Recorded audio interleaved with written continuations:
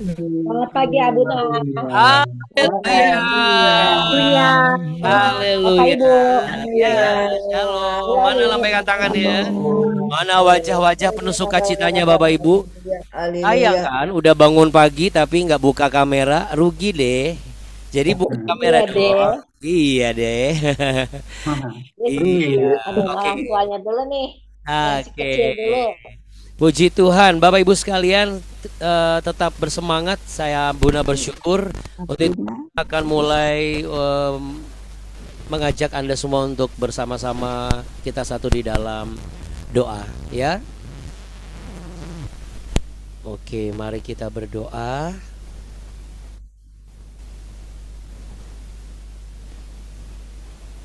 Haleluya Bapa, segala puji syukur, hormat, segala kemuliaan hanya bagi Tuhan Yesus Kristus. Engkau Allah yang memberkati kami dan memberikan kepada kami anugerah keselamatan. Engkau memberikan kami damai sejahtera. Engkau memberikan kepada kami kekuatan. Bapa kami yang ada di dalam sorga, dikuduskanlah namamu, datanglah kerajaanmu, dan jadilah kehendakmu di bumi seperti di surga. Berikanlah kami pada hari ini makanan kami yang secukupnya, dan ampunilah kami akan kesalahan kami, seperti kami juga mengampuni orang yang bersalah kepada kami. Dan janganlah membawa kami ke dalam pencobaan, tapi lepaskanlah kami daripada yang jahat. Karena engkaulah yang empunya kerajaan, kuasa dan kemuliaan kekal sampai selama-lamanya. Hanya di dalam berkat nama Tuhan kami Yesus Kristus kami berdoa dan mengucap syukur dan percaya. Mari saudara, Bapak Ibu sekalian dan anak-anak yang mengasihi Tuhan, dengan yakin sama-sama katakan amin. Amin, haleluya, puji Tuhan. Siapa yang bersuka cita dalam hadiratnya dan juga dalam kasih setia Tuhan Yesus, boleh angkat tangannya. Letakkan tangan di dada, katakan, aku bersuka cita hari ini. Oh, puji Tuhan ya. Oke Bapak Ibu semuanya, kita mau sama-sama naikkan pujian. Abuna sangat mengajak Anda semua jangan bengong ya. Jangan lihat di kamera, jangan cuma lihat di layar lalu bengong gitu ya. Tapi benar-benar menyembah Tuhan ya, benar-benar memuji dan menyembah Tuhan.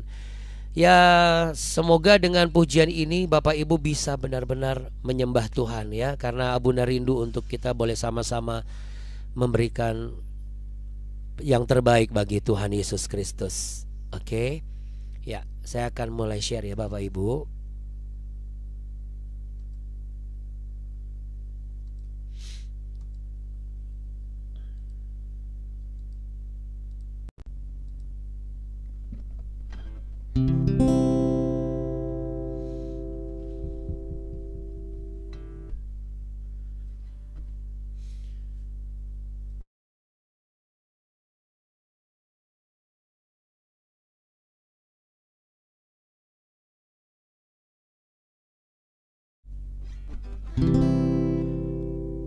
Hanya ini Tuhan persembahanku, segenap hidupku, jiwa dan ragaku. Sebab tak ku miliki harta kekayaan yang cukup berarti untuk ku persembahkan. Hanya ini Tuhan permohonanku. Terimalah Tuhan persembahanku. Pakailah hidupku sebagai alatmu seumur hidupku. Betapa hatiku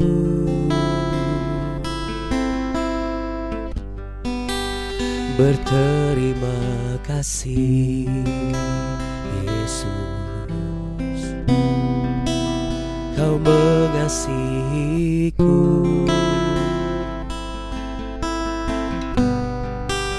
Kau memilikiku.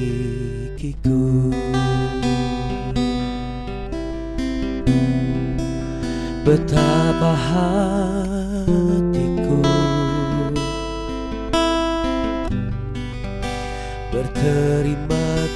kasih Yesus, Kau mengasihiku.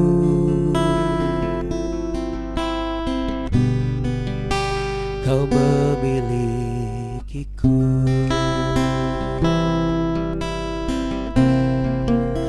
Hanya ini Tuhan persembahanku, segenap hidupku, jiwa dan ragaku, sebab tak ku miliki harta kekayaan yang cukup berarti untuk ku persembahkan.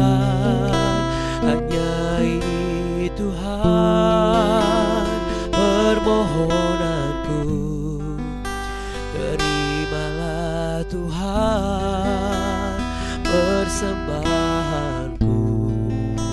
Pakailah hidupku sebagai alatmu seumur hidupku. Terima kasih Tuhan Yesus. Tidak ada yang bisa ku beri di dalam kehidupan ini selain tubuh, jiwa, dan rohku Tuhan, sebagai persembahan yang hidup dan kudus dan berkenan bagimu.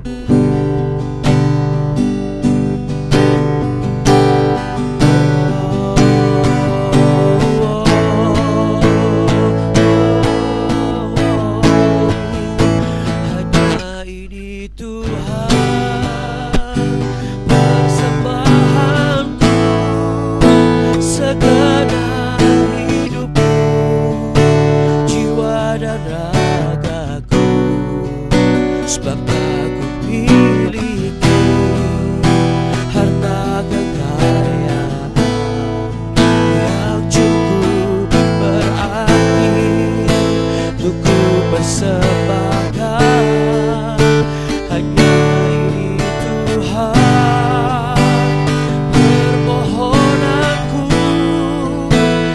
terimalah Tuhan persembahanku. Pakailah hidupku sebagai alatmu seumur hidupku.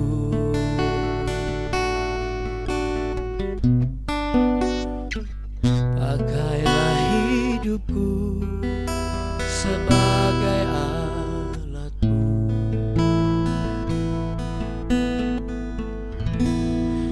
seumur hidupku.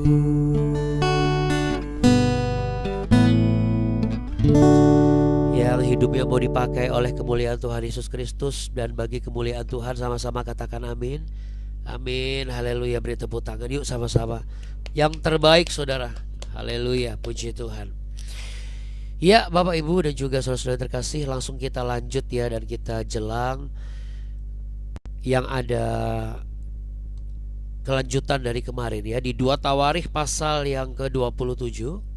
Mari kita buka dulu, siapkan Alkitabnya dan catatannya. 2 Tawarikh pasal 27. Kemarin kita diingatkan untuk kita tetap lurus ya, hidup lurus supaya mulus. Lurusnya itu satu garis lurus dengan kebenaran dan juga rencana Tuhan. Nah, selanjutnya apa saudara? Kemarin kan sampai di ayat yang ke-2 kita bahas ya, sampai ayat yang ke-3, sorry. Sekarang kita lanjutkan.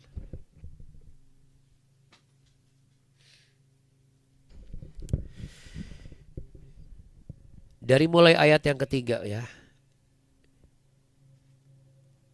Ia mendirikan pintu gerbang tinggi di rumah Tuhan dan mengadakan banyak pembangunan pada tembok Ofel. Ia mendirikan juga kota-kota di pegunungan Yehuda dan benteng-benteng serta menara-menara di hutan-hutan.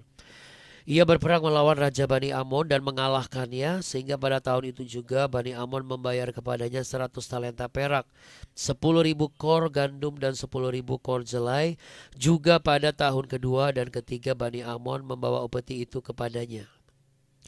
Ayat yang ke-6, Yotam menjadi kuat karena ia mengarahkan hidupnya kepada Tuhan Allahnya. Selebihnya dari riwayat Yotam, segala peperangan dan tingkah langkahnya, sesungguhnya semuanya itu tertulis dalam kitab Raja-Raja Israel dan Yehuda. Ia berumur 25 tahun pada waktu ia menjadi raja dan 16 tahun lamanya ia memerintah di Yerusalem. Kemudian Yotam mendapat perhentian bersama-sama nenek moyangnya dan ia dikuburkan di kota Daud. Maka Ahaz anaknya menjadi raja menggantikan dia. Oke. Poin yang pertama untuk pagi hari ini, sebelum kita beraktivitas, sebelum kita bekerja, sebelum kita sekolah, sebelum kita beristirahat kembali, apapun yang menjadi kegiatan kita pagi hari ini, saudara. Poin yang pertama adalah kita lihat di ayat yang ketiga. Di ayat yang ketiga ini menunjukkan bahwa ada karya-karya yang Yotam lakukan. Ya, artinya ada pekerjaan yang dikerjakan.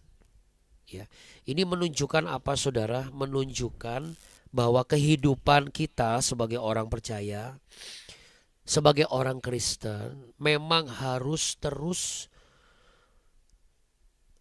berani berkreasi dan juga beraktivitas. Ya, ada orang-orang yang hanya sekedar mengandalkan Tuhan tapi tidak beraktivitas, saudara. Ya, jadi mari kita hari ini, sekalipun kita mungkin ya Abuna lagi gabut banget ini, ya maksudnya magabut kalau orang bilang ya. Magabut bukan berarti tidak bisa melakukan sesuatu, ya. Dalam segala hal, dari mulai paling gampang adalah apa? Merawat diri, saudara. Hari-hari ini ada banyak, tidak sedikit ya, suami istri atau rumah tangga yang konflik terus, datang ke pendeta minta didoakan supaya tidak terjadi perceraian. Padahal yang sebenarnya adalah bukan masalah siapa dan yang bagaimana dan seperti apa yang namanya perselingkuhan atau pengkhianatan, tetapi bagaimana kita merawat dirinya gitu. Anak-anak muda, ya, selagi masih muda, kalian harus merawat diri. Ya, kalian harus merawat diri ketika kalian tidak ada kegiatan apapun misalnya. Apa itu? Kalau lelah tidur. Walaupun memang anak-anak zaman sekarang kalau lelah bukannya tidur malah apa? Malah makin getol yang namanya berselancar di dunia maya. Tapi Abuna sarankan dan pesan Tuhan hari ini, bagaimana kau akan membangun kehidupanmu kalau engkau selalu mentoknya di situ terus.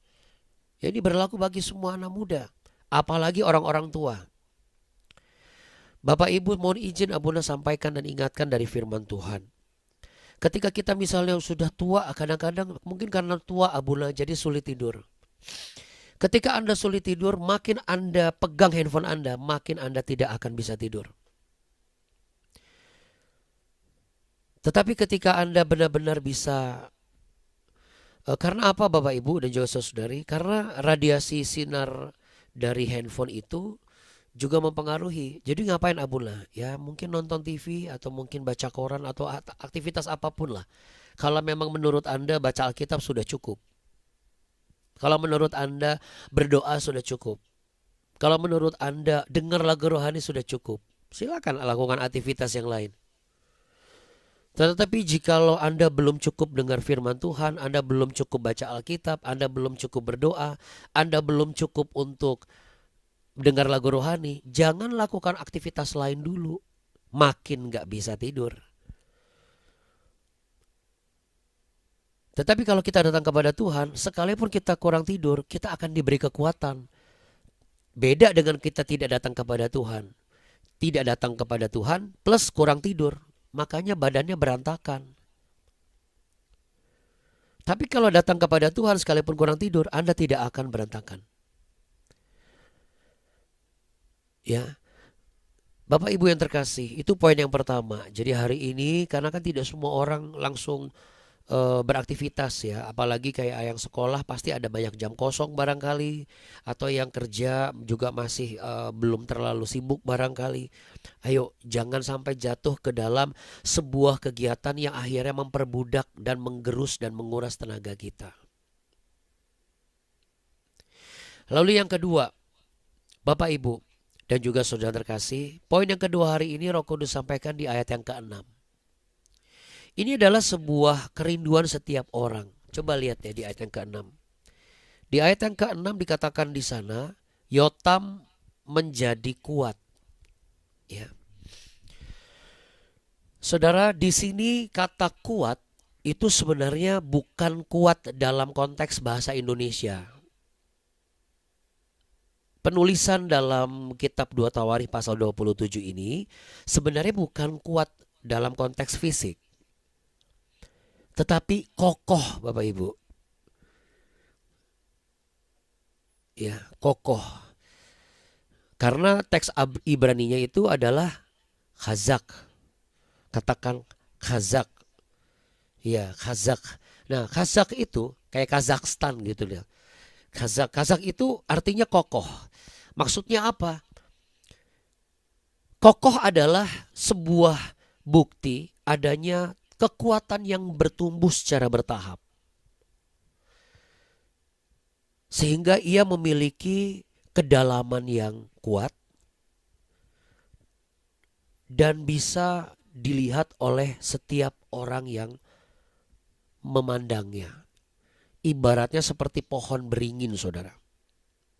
Atau seperti pohon korma. Dua pohon yang berbeda kan. Yang satu pohonnya kecil tinggi. Ada yang pendek seperti kelapa sawit. Yang satu pohonnya ada yang bantet, ada juga yang besar. Tetapi keduanya sama-sama apa? Sama-sama berakar kuat.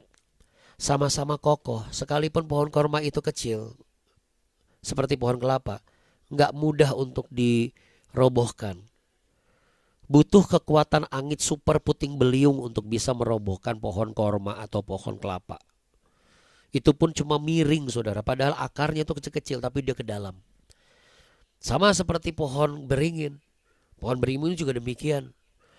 Kalau pohon beringin yang mudah tumbang itu biasa pohon beringin yang usianya sudah melebihi di atas 150 sampai 200 tahun. Sehingga dia tuh robohnya karena kelapukan di bagian tengah. Jarang terjadi pohon beringin itu sampai kecabut sampai ke akarnya. Waktu itu pernah ada di berita, itu pun juga bukan akarnya, saudara. Itu masih setengahnya gitu. Jadi belum akarnya. Kenapa? Karena dia kokoh. Nah, Bapak Ibu dan juga saudara yang terkasih, maukah saudara mengalami apa yang dialami oleh Yotam? Bahwa pelayananmu kokoh, rumah tanggamu juga kokoh. Lalu apa yang engkau bangun baik peringkat prestasi juga kokoh. Ya, bukan kokoh Alden ya. Tapi maksudnya kokoh ini adalah seperti yang Abunda sampaikan tadi, menjadi kuat. Siapa yang mau, saudara? Ya, mau nggak tulang kaki saudara itu kokoh sekalipun sudah tua? Mau Bapak Ibu? Ya, artinya begini, sama seperti Yotam melakukan. Lihat kata-kata karena di sana dikatakan ia mengarahkan apa, saudara? Hidupnya kepada Tuhan. Bapak Ibu dan juga saudara terkasih dan anak-anak yang mengasihi Tuhan Yesus Kristus, Shalom. Boleh lambaikan tangan yang masih ada bersama, boleh kasih senyuman. Iya. Bisa digarisbawahi. Ia mengarahkan hidupnya kepada Tuhan. Saudara, kalau yang namanya hidup itu berarti semua dimensi dan aspek kehidupan.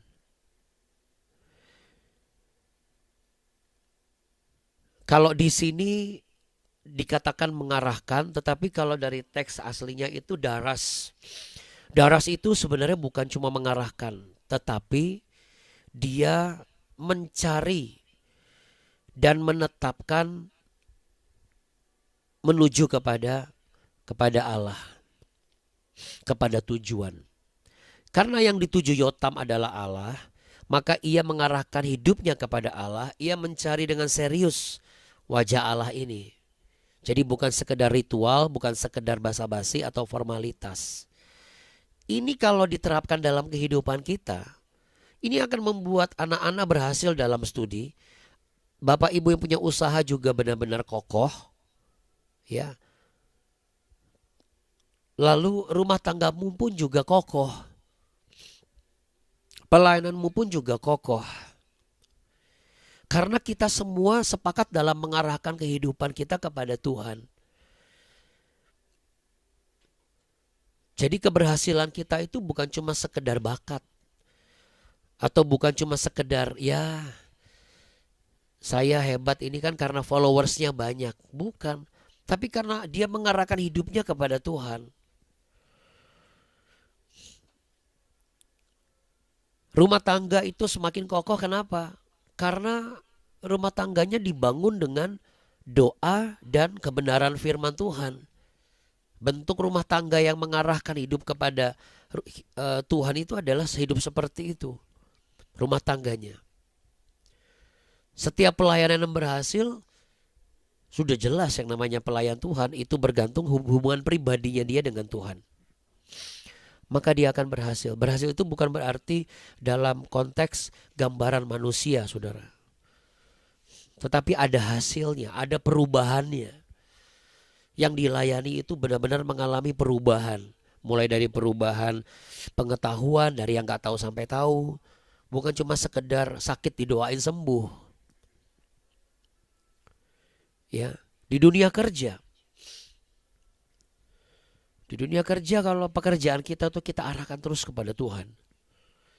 Pertumbuhannya akan sehat dan luar biasa, saudara. Saya tutup dengan satu kesaksian kisah nyata. Ada seorang pengusaha. Dia mau belajar untuk mulai mengarahkan hidupnya kepada Tuhan. Sehingga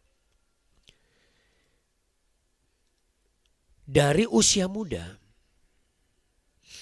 sejak dia dapat uang jajan, berapapun uang jajan yang dia terima atau uang yang dia terima, ia itu selalu menyisihkan 10% pendapatan atau apa yang dia dapat sejak remaja. Dan dia lakukan terus sampai dia sudah dewasa, sampai dia sudah menikah, sampai sekarang Bapak Ibu, bisnisnya itu jadi ikon mendunia, ikon global. Dan orang ini masih setia memberikan 1/10 dari apa yang dia dapat. Artinya apa saudara? Baik dari mulai nominal kecil sampai dia gede, dia tetap berikan setia. Anda mau tahu siapa? Bahkan keluarga kami pun menggunakan produknya. Dialah William Colgate, pendiri pasta gigi Colgate, Bapak Ibu. Keberhasilan seorang William Colgate adalah ketika ia mengambil sebuah keputusan sejak remaja. Dia mengarahkan hidupnya kepada Tuhan. Sedangkan masa-masa William Colgate adalah masa di mana anak-anak remaja tuh hippies, ya, pakai ganja, pakai apa, rock and roll dan lain sebagainya. Sama lah, apa bedanya sih sama sekarang? Bedanya dulu gak ada internet, sekarang internet. Makanya orang banyak giting karena internet, banyak mabok karena internet. Memang gak pakai narkoba, tetapi internet tuh udah kayak narkoba.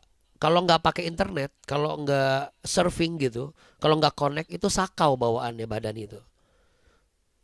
Pala pusing, pelenyeng-pelenyeng, bingung mesti ngapain. Kayak orang gak punya semangat hidup dan kayak nggak bisa ngapa-ngapain lagi kalau nggak pegang gadget gitu lah. Bedanya apa? Sama, mabok-maboknya, teler-telernya sama. Jadi firman Tuhan hari ini mengingatkan saudara dan saya.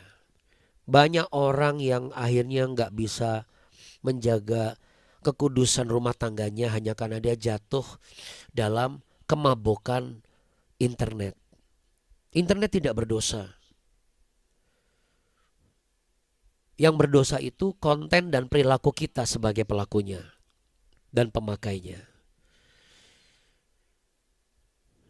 Bahkan untuk kalau misalnya terlalu banyak menggunakan dengan hal yang berlebihan, itu akan membuat kita apa? Ketergantungan. Saudara, agak aneh kalau misalnya kita sebagai orang Kristen, kita minta berkat dari Tuhan Yesus, tapi kita mengalami ketergantungan sama gadget. Agak aneh kalau anak-anak kita atau anak-anak muda sekarang maunya ditolong Tuhan, maunya doanya dijawab, tapi gak pernah namanya ketergantungan sama Tuhan. Ketergantungan itu sama teman, ketergantungan itu sama gadget. Maunya dijawab, diberkati dan disembuhkan penyakitnya, ya. Tapi nggak pernah mau yang namanya bergantung kepada kebenaran firman Tuhan. Bergantungnya sama faktor manusianya sebagai hamba Tuhan. Tetapi Yotam tidak seperti itu, saudara. Ia menjadi kuat karena ia setia.